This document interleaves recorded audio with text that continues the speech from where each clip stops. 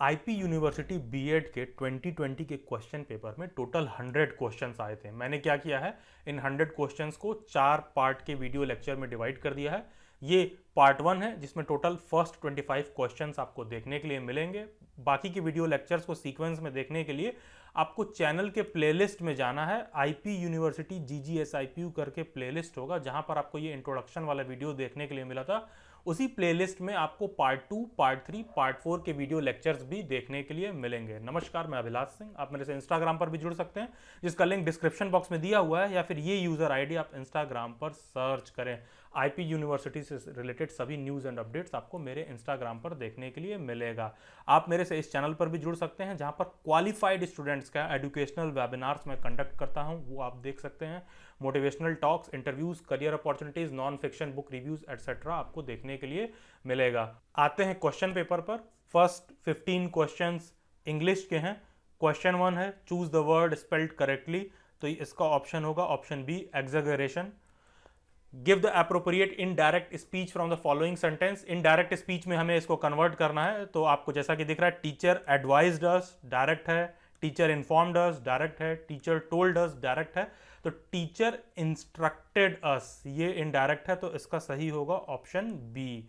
उसी तरह हम देखते हैं question number 3, the adjective form of gold is. तो एडजेक्टिव क्या होता है? Adjective is a word that tells us more about the noun. तो गोल्ड का क्या होगा? गोल्डन हो जाएगा, तो ये इसका सही ऑप्शन होगा ऑप्शन बी। फिर नेक्स्ट क्वेश्चन पर आते हैं, choose the word which is correct in spelling.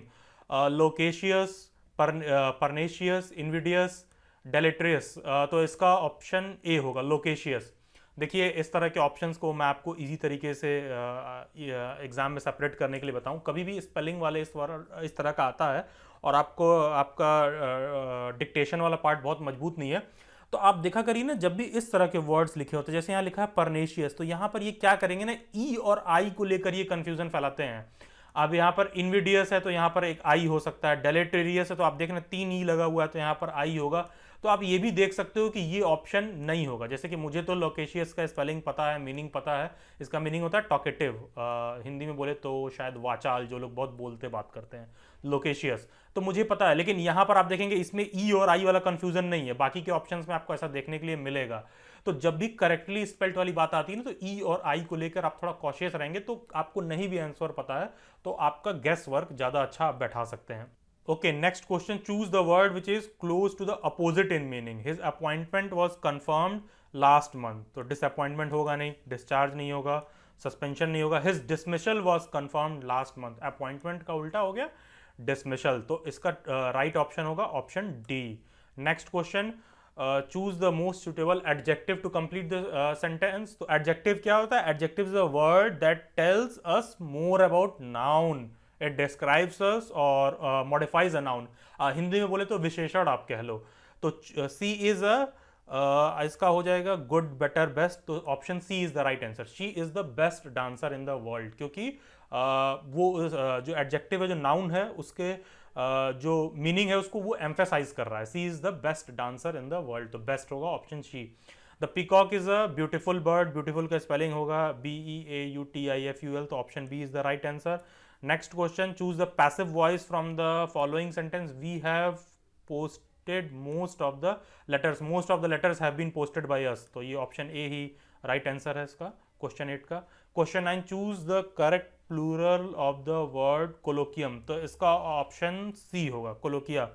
Next question है, a red letter day means a day in on which dangerous letter is received, wrong. A day in severe summer, wrong. A day of great importance, yes, option C, a red letter day means a day of great importance. फिर इसके बाद 5 question जो आए थे वो passage के हैं। आप लोगों से मेरा रिक्वेस्ट है कि आप वीडियो पॉज करके पैसेज का क्वेश्चन अटेम्प्ट कर लीजिए। मैं आप लोगों को आंसर्स बता दे रहा हूँ।